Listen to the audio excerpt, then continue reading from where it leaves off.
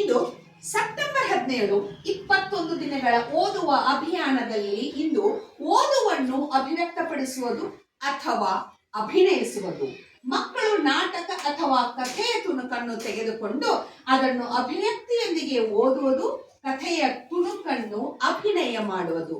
ಇವತ್ತಿನ ಈ ಒಂದು ಚಟುವಟಿಕೆಯಲ್ಲಿ ನಾಟಕ ಲೋಕ ಎನ್ನುವಂತ ಒಂದು ಕಥೆಯ ಪುಸ್ತಕದಲ್ಲಿ ಬರುವ ಕಿತ್ತೂರು ಚೆನ್ನಮ್ಮಳ ನಾಟಕದಲ್ಲಿ ಕಿತ್ತೂರು ಚೆನ್ನಮ್ಮಳ ಭಂಟ ಸಂಗೊಳ್ಳಿ ರಾಯಣ್ಣನ ಪಾತ್ರವನ್ನು ನನ್ನ ವಿದ್ಯಾರ್ಥಿಯಾದ 4ನೇ ತರಗತಿಯ ವಿದ್ಯಾರ್ಥಿಯಾದ ಅಶ್ವಿನ್ ಗ್ಯಾನಪ್ನವರು ಅಭಿನಯಿಸಲಿದ್ದಾನೆ.